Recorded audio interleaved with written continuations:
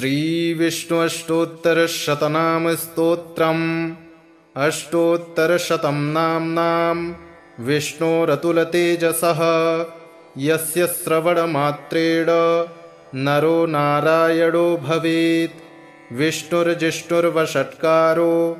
देवदेवो वृषाकपिः दामोदरो दीनबन्धु रादिदेवोदिते स्तुतः।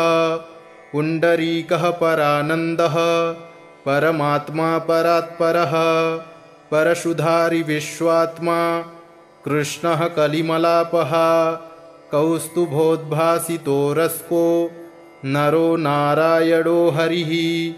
हरो हरप्रियः स्वामी वैकुण्ठो विश्वतोमुखः ऋषिकेशो प्रमेयात्मा वराहो धरणीधरः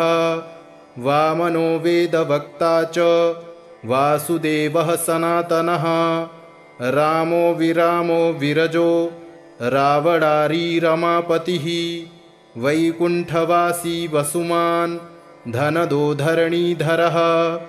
धर्मेशो धरणीनाथो ध्येयो धर्मभृतांवरः सहस्रशीर्षा पुरुषः सहस्राक्षः सहस्रपात् सर्वगः सर्ववित् सर्वः शरण्यः साधुवल्लभः कौसल्यानन्दनः श्रीमान् राक्षसः कुलनाशकः जगत्कर्ता जगद्धर्ता जगज्जेता जनार्तिः जानकीवल्लभो देवो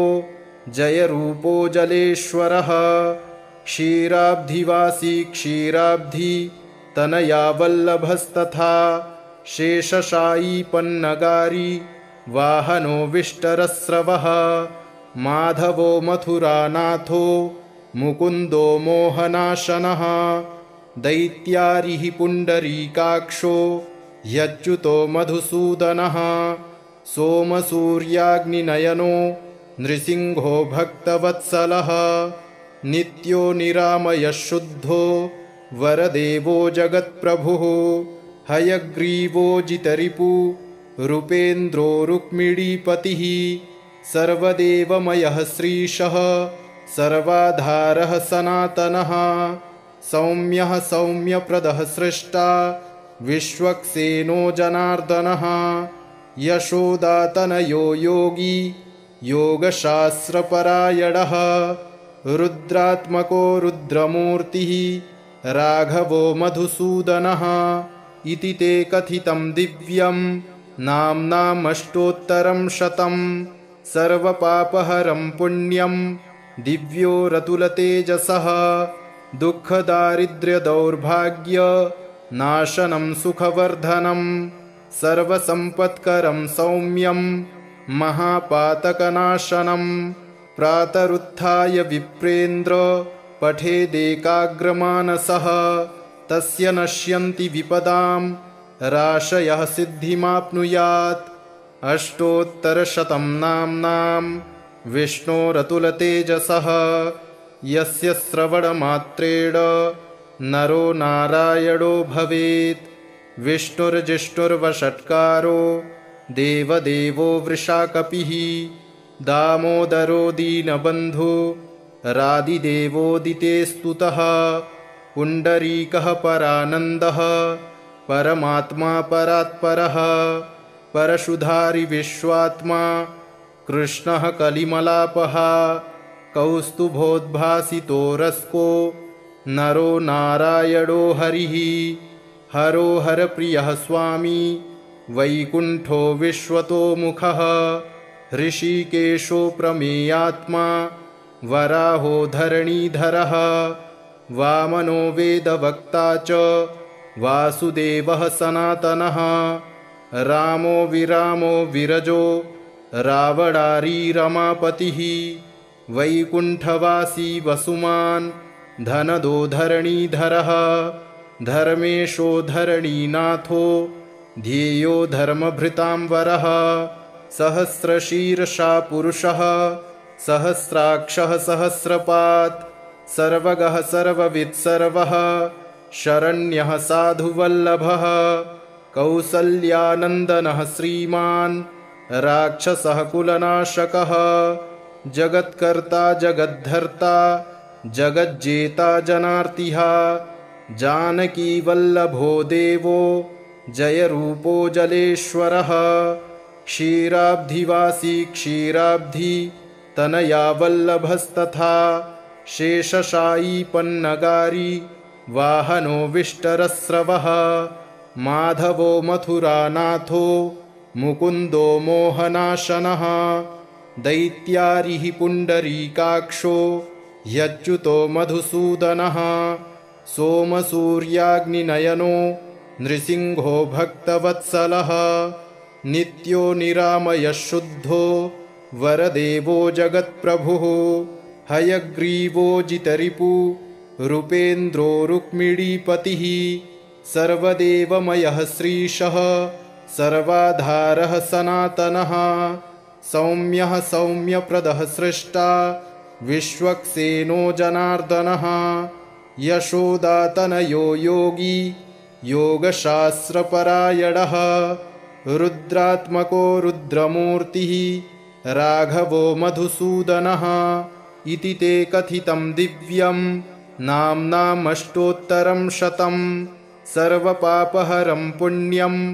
दिव्यो रतुलतेजसः दुःखदारिद्र्यदौर्भाग्य नाशनं सुखवर्धनं सर्वसम्पत्करं सौम्यं महापातकनाशनं प्रातरुत्थाय विप्रेन्द्र पठेदेकाग्रमानसः तस्य नश्यन्ति विपदां राशयः सिद्धिमाप्नुयात् अष्टोत्तरशतं नाम्नां विष्णोरतुलतेजसः यस्य श्रवणमात्रेण नरो नारायणो भवेत् विष्णुर्जिष्णुर्वषट्कारो देवदेवो वृषाकपिः दामोदरो दीनबन्धु रादिदेवोदिते स्तुतः पुण्डरीकः परानन्दः परमात्मा परात्परः परशुधारि विश्वात्मा कृष्णः कलिमलापः कौस्तुभोद्भासितो रस्को नरो नारायणो हरिः हरो हरप्रियः स्वामी वैकुण्ठो विश्वतोमुखः ऋषिकेशो प्रमेयात्मा वराहो धरणीधरः वामनो वेदवक्ता च वासुदेवः सनातनः रामो विरामो विरजो रावणारी रमापतिः वैकुण्ठवासी वसुमान् धनदो धरणीधरः धर्मेशो धरणीनाथो ध्येयो धर्मभृतांवरः सहस्रशीर्षा पुरुषः सहस्राक्षः सहस्रपात् सर्वगः सर्ववित् सर्वः शरण्यः साधुवल्लभः कौसल्यानन्दनः श्रीमान् राक्षसः कुलनाशकः जगत्कर्ता जगद्धर्ता जगज्जेता जनार्तिः जानकीवल्लभो देवो जयरूपो जलेश्वरः क्षीराब्धिवासी क्षीराब्धि तनया वल्लभस्तथा शेषशायी पन्नगारी वाहनो विष्टरस्रवः माधवो मथुरानाथो मुकुन्दो मोहनाशनः दैत्यारिः पुण्डरीकाक्षो ह्यच्युतो मधुसूदनः सोमसूर्याग्निनयनो नृसिंहो भक्तवत्सलः नित्यो निरामयः शुद्धो वरदेवो जगत्प्रभुः हयग्रीवो जितरिपु रूपेन्द्रो रुक्मिणीपतिः सर्वदेवमयः श्रीशः सर्वाधारः सनातनः सौम्यः सौम्यप्रदः सृष्टा विश्वक्सेनो जनार्दनः यशोदातनयो योगी योगशास्त्रपरायणः रुद्रात्मको रुद्रमूर्तिः राघवो मधुसूदनः इति ते कथितं दिव्यं नाम्नामष्टोत्तरं शतं सर्वपापहरं पुण्यं दिव्यो रतुलतेजसः दुःखदारिद्र्यदौर्भाग्य नाशनं सुखवर्धनं सर्वसम्पत्करं सौम्यं महापातकनाशनं प्रातरुत्थाय विप्रेन्द्र पठेदेकाग्रमानसः तस्य नश्यन्ति विपदां राशयः सिद्धिमाप्नुयात्। अष्टोत्तरशतं नाम्नां विष्णोरतुलतेजसः यस्य श्रवणमात्रेण नरो नारायणो भवेत्। विष्णुर्जिष्णुर्वषट्कारो देवदेवो वृषाकपिः दामोदरो दीनबन्धु रादिदेवोदिते स्तुतः। पुण्डरीकः परानन्दः परमात्मा परात्परः परशुधारि विश्वात्मा कृष्णः कलिमलापः कौस्तुभोद्भासितो रस्को नरो नारायणो हरिः। हरो हरप्रियः स्वामी वैकुण्ठो विश्वतोमुखः ऋषिकेशो प्रमेयात्मा वराहो धरणीधरः वामनो वेदवक्ता च वासुदेवः सनातनः रामो विरामो विरजो रावणारी रमापतिः वैकुण्ठवासी वसुमान् धनदो धरणीधरः धर्मेशो धरणीनाथो ध्येयो धर्मभृतांवरः सहस्रशीर्षा पुरुषः सहस्राक्षः सहस्रपात् सर्वगः सर्ववित्सर्वः शरण्यः साधुवल्लभः कौसल्यानन्दनः श्रीमान् राक्षसः कुलनाशकः जगत्कर्ता जगद्धर्ता जगज्जेता जनार्तिः जानकीवल्लभो देवो जयरूपो जलेश्वरः क्षीराब्धिवासी क्षीराब्धि तनया वल्लभस्तथा शेषशायी पन्नगारी वाहनो विष्टरस्रवः माधवो मथुरानाथो मुकुन्दो मोहनाशनः दैत्यारिः पुण्डरीकाक्षो यच्युतो मधुसूदनः सोमसूर्याग्निनयनो नृसिंहो भक्तवत्सलः नित्यो निरामयः शुद्धो वरदेवो जगत्प्रभुः हयग्रीवो जितरिपु रूपेन्द्रो रुक्मिणीपतिः सर्वदेवमयः श्रीशः सर्वाधारः सनातनः सौम्यः सौम्यप्रदः सृष्टा विश्वक्सेनो जनार्दनः यशोदातनयो योगी योगशास्त्रपरायणः रुद्रात्मको रुद्रमूर्तिः राघवो मधुसूदनः इति ते कथितं दिव्यं नाम्नामष्टोत्तरं शतं सर्वपापहरं पुण्यं दिव्यो रतुलतेजसः दुःखदारिद्र्यदौर्भाग्य नाशनं सुखवर्धनं सर्वसम्पत्करं सौम्यं महापातकनाशनं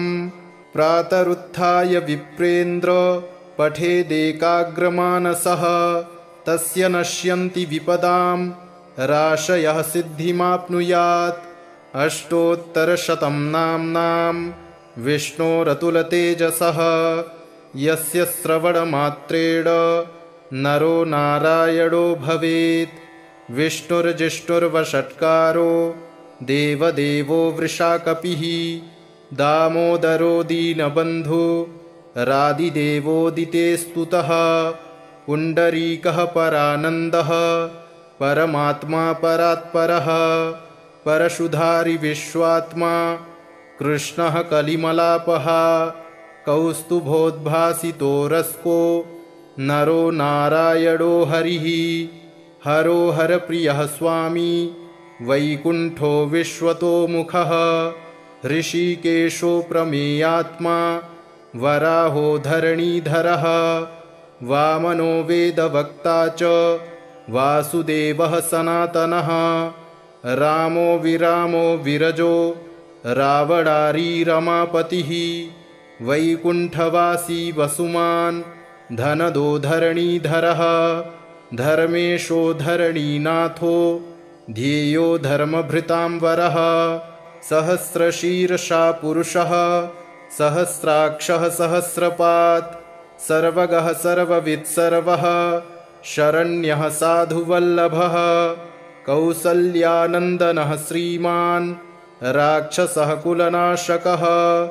जगत्कर्ता जगद्धर्ता जगज्जेता जनार्तिः जानकीवल्लभो देवो जयरूपो जलेश्वरः क्षीराब्धिवासी क्षीराब्धि तनया वल्लभस्तथा शेषशायी पन्नगारी वाहनो विष्टरस्रवः माधवो मथुरानाथो मुकुन्दो मोहनाशनः दैत्यारिः पुण्डरीकाक्षो ह्यच्युतो मधुसूदनः सोमसूर्याग्निनयनो नृसिंहो भक्तवत्सलः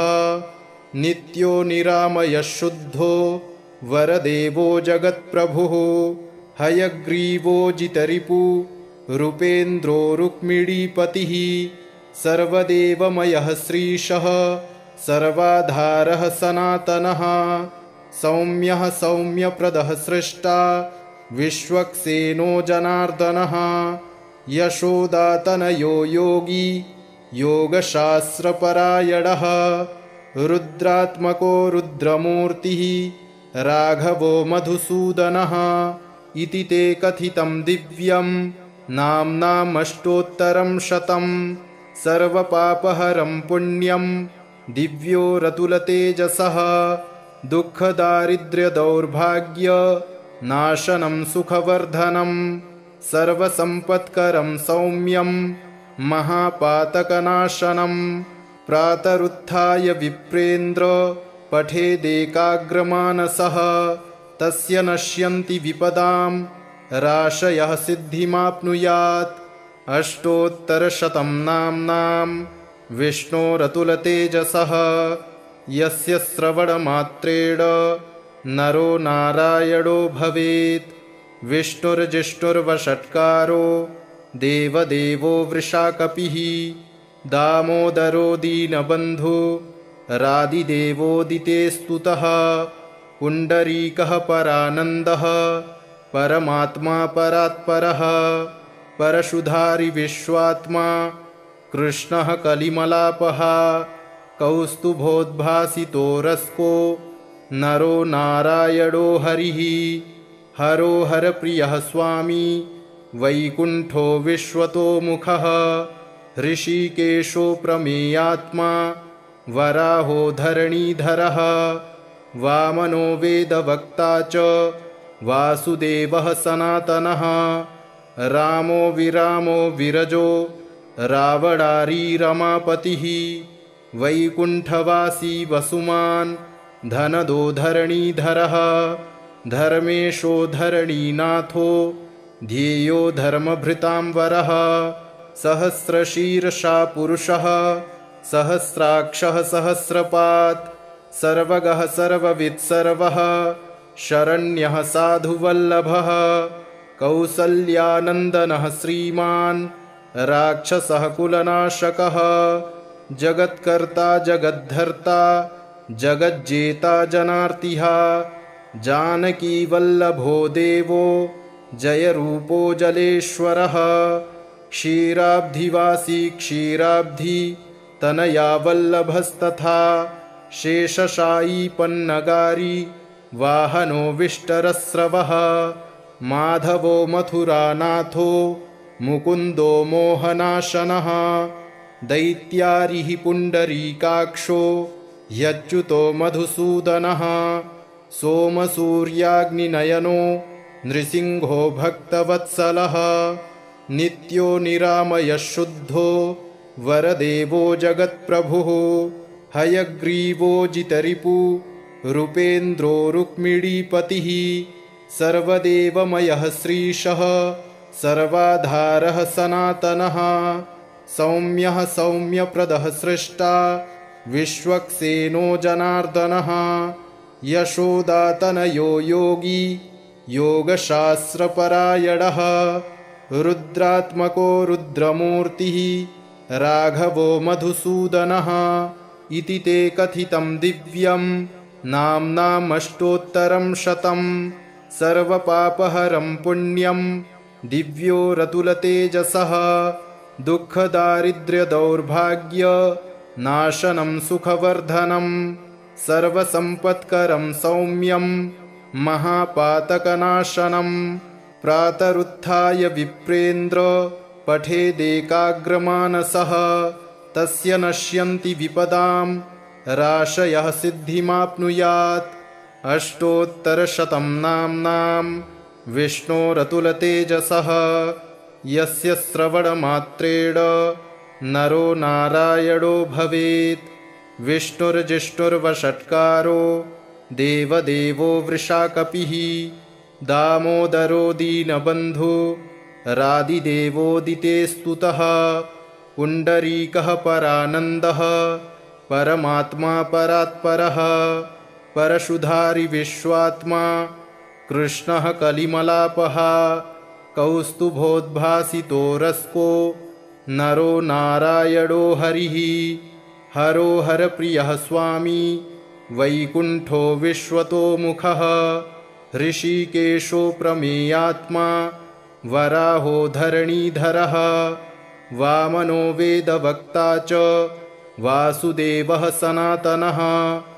रामो विरामो विरजो रावणारी रमापतिः वैकुण्ठवासी वसुमान् धनदो धरणीधरः धर्मेशो धरणीनाथो ध्येयो धर्मभृतांवरः सहस्रशीर्षा पुरुषः सहस्राक्षः सहस्रपात् सर्वगः सर्ववित् सर्वः शरण्यः साधुवल्लभः कौसल्यानन्दनः श्रीमान् राक्षसः कुलनाशकः जगत्कर्ता जगद्धर्ता जगज्जेता जनार्तिः जानकीवल्लभो देवो जयरूपो जलेश्वरः क्षीराब्धिवासी क्षीराब्धि तनया वल्लभस्तथा शेषशायी पन्नगारी वाहनो विष्टरस्रवः माधवो मथुरानाथो मुकुन्दो मोहनाशनः दैत्यारिः पुण्डरीकाक्षो ह्यच्युतो मधुसूदनः सोमसूर्याग्निनयनो नृसिंहो भक्तवत्सलः नित्यो निरामयः शुद्धो वरदेवो जगत्प्रभुः हयग्रीवो जितरिपु रूपेन्द्रो रुक्मिणीपतिः सर्वदेवमयः श्रीशः सर्वाधारः सनातनः सौम्यः सौम्यप्रदः सृष्टा विश्वक्सेनो जनार्दनः यशोदातनयो योगी योगशास्त्रपरायणः रुद्रात्मको रुद्रमूर्तिः राघवो मधुसूदनः इति ते कथितं दिव्यं नाम्नामष्टोत्तरं शतं सर्वपापहरं पुण्यं दिव्यो रतुलतेजसः दुःखदारिद्र्यदौर्भाग्यनाशनं सुखवर्धनं सर्वसम्पत्करं सौम्यं महापातकनाशनं प्रातरुत्थाय विप्रेन्द्र पठेदेकाग्रमानसः तस्य नश्यन्ति विपदां राशयः सिद्धिमाप्नुयात्। अष्टोत्तरशतं नाम्नां विष्णोरतुलतेजसः यस्य श्रवणमात्रेण नरो नारायणो भवेत्। विष्णुर्जिष्णुर्वषट्कारो देवदेवो वृषाकपिः दामोदरो दीनबन्धु रादिदेवोदिते स्तुतः। पुण्डरीकः परानन्दः परमात्मा परात्परः परशुधारि विश्वात्मा कृष्णः कलिमलापः कौस्तुभोद्भासितो रस्को नरो नारायणो हरिः। हरो हरप्रियः स्वामी वैकुण्ठो विश्वतोमुखः ऋषिकेशो प्रमेयात्मा वराहो धरणीधरः वामनो वेदवक्ता च वासुदेवः सनातनः रामो विरामो विरजो रावणारी रमापतिः वैकुण्ठवासी वसुमान् धनदो धरणीधरः धर्मेशो धरणीनाथो ध्येयो धर्मभृतां वरः सहस्रशीर्षा पुरुषः सहस्राक्षः सहस्रपात् सर्वगः सर्ववित् सर्वः शरण्यः साधुवल्लभः कौसल्यानन्दनः श्रीमान् राक्षसः कुलनाशकः जगत्कर्ता जगद्धर्ता जगज्जेता जनार्तिः जानकीवल्लभो देवो जयरूपो जलेश्वरः क्षीराब्धिवासी क्षीराब्धि तनया वल्लभस्तथा शेषशायी पन्नगारी वाहनो विष्टरस्रवः माधवो मथुरानाथो मुकुन्दो मोहनाशनः दैत्यारिः पुण्डरीकाक्षो ह्यच्युतो मधुसूदनः सोमसूर्याग्निनयनो नृसिंहो भक्तवत्सलः नित्यो निरामयः शुद्धो वरदेवो जगत्प्रभुः हयग्रीवो जितरिपु रूपेन्द्रो रुक्मिणीपतिः सर्वदेवमयः श्रीशः सर्वाधारः सनातनः सौम्यः सौम्यप्रदः सृष्टा विश्वक्सेनो जनार्दनः यशोदातनयो योगी योगशास्त्रपरायणः रुद्रात्मको रुद्रमूर्तिः राघवो मधुसूदनः इति ते कथितं दिव्यं नाम्नामष्टोत्तरं शतं सर्वपापहरं पुण्यं दिव्यो रतुलतेजसः दुःखदारिद्र्यदौर्भाग्य नाशनं सुखवर्धनं सर्वसम्पत्करं सौम्यं महापातकनाशनं प्रातरुत्थाय विप्रेन्द्र पठेदेकाग्रमानसः तस्य नश्यन्ति विपदां राशयः सिद्धिमाप्नुयात् अष्टोत्तरशतं नाम्नां विष्णोरतुलतेजसः यस्य श्रवणमात्रेण नरो नारायणो भवेत् विष्णुर्जिष्णुर्वषट्कारो देवदेवो वृषाकपिः दामोदरो दीनबन्धु रादिदेवोदिते स्तुतः पुण्डरीकः परानन्दः परमात्मा परात्परः परशुधारि विश्वात्मा कृष्णः कलिमलापः कौस्तुभोद्भासितो रस्को नरो नारायणो हरिः हरो हरप्रियः स्वामी वैकुण्ठो विश्वतोमुखः ऋषिकेशो प्रमेयात्मा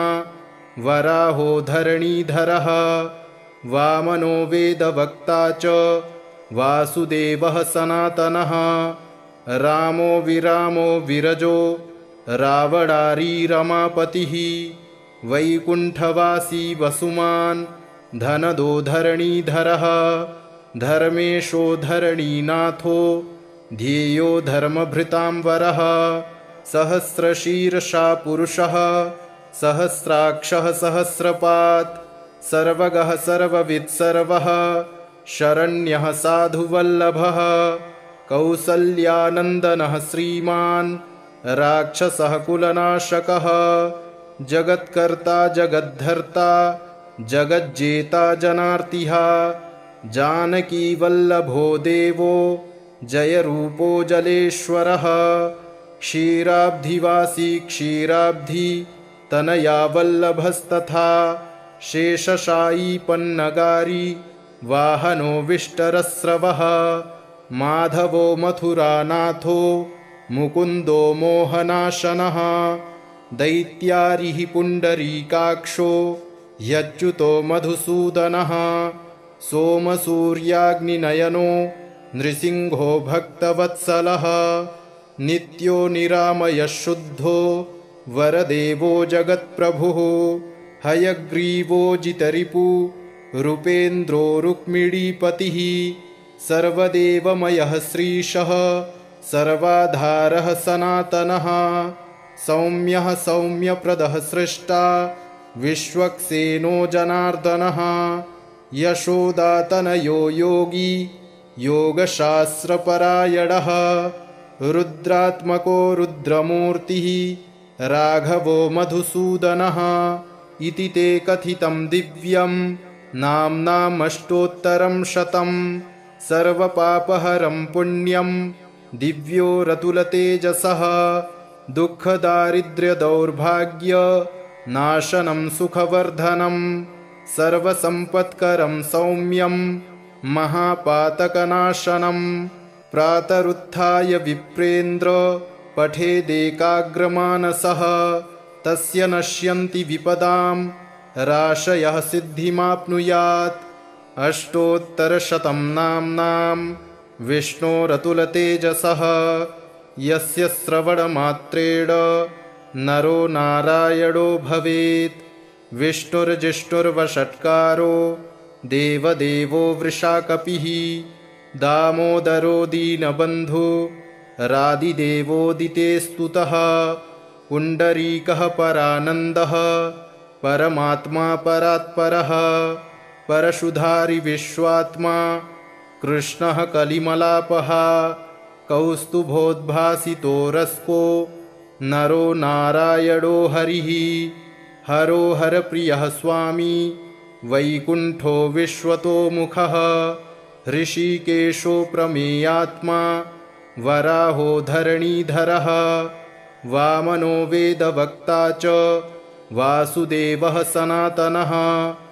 रामो विरामो विरजो रावणारी रमापतिः वैकुण्ठवासी वसुमान् धनदो धरणीधरः धर्मेशो धरणीनाथो ध्येयो धर्मभृतांवरः सहस्रशीर्षा पुरुषः सहस्राक्षः सहस्रपात् सर्वगः सर्ववित् सर्वः शरण्यः साधुवल्लभः कौसल्यानन्दनः श्रीमान् राक्षसः कुलनाशकः जगत्कर्ता जगद्धर्ता जगज्जेता जनार्तिः जानकीवल्लभो देवो जयरूपो जलेश्वरः क्षीराब्धिवासी क्षीराब्धि तनया वल्लभस्तथा शेषशायी पन्नगारी वाहनो विष्टरस्रवः माधवो मथुरानाथो मुकुन्दो मोहनाशनः दैत्यारिः पुण्डरीकाक्षो ह्यच्युतो मधुसूदनः सोमसूर्याग्निनयनो नृसिंहो भक्तवत्सलः नित्यो निरामयः शुद्धो वरदेवो जगत्प्रभुः हयग्रीवो जितरिपु रूपेन्द्रो रुक्मिणीपतिः सर्वदेवमयः श्रीशः सर्वाधारः सनातनः सौम्यः सौम्यप्रदः सृष्टा विश्वक्सेनो जनार्दनः यशोदातनयो योगी योगशास्त्रपरायणः रुद्रात्मको रुद्रमूर्तिः राघवो मधुसूदनः इति ते कथितं दिव्यं नाम्नामष्टोत्तरं शतं सर्वपापहरं पुण्यं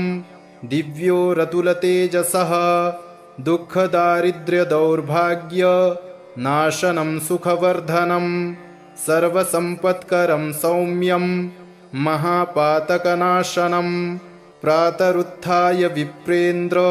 पठेदेकाग्रमानसः तस्य नश्यन्ति विपदां राशयः सिद्धिमाप्नुयात् अष्टोत्तरशतं नाम्नां विष्णोरतुलतेजसः यस्य श्रवणमात्रेण नरो नारायणो भवेत् विष्णुर्जिष्णुर्वषट्कारो देवदेवो वृषाकपिः दामोदरो दीनबन्धु रादिदेवोदिते स्तुतः पुण्डरीकः परानन्दः परमात्मा परात्परः परशुधारि विश्वात्मा कृष्णः कलिमलापः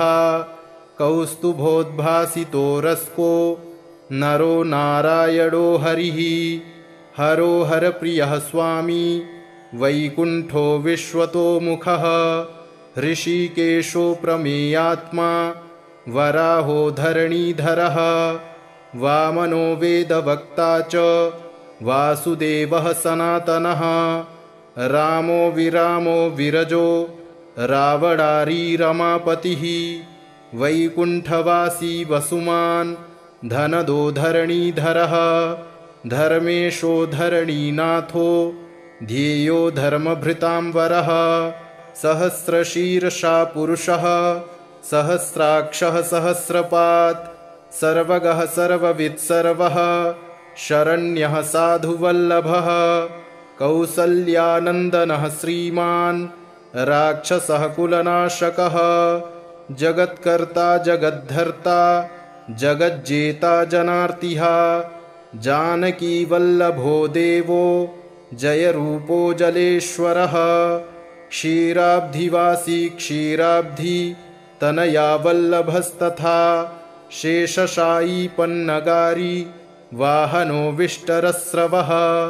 माधवो मथुरानाथो मुकुन्दो मोहनाशनः दैत्यारिः पुण्डरीकाक्षो ह्यच्युतो मधुसूदनः सोमसूर्याग्निनयनो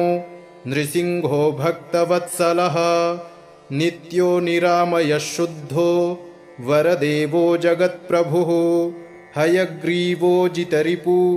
रूपेन्द्रो रुक्मिणीपतिः सर्वदेवमयः श्रीशः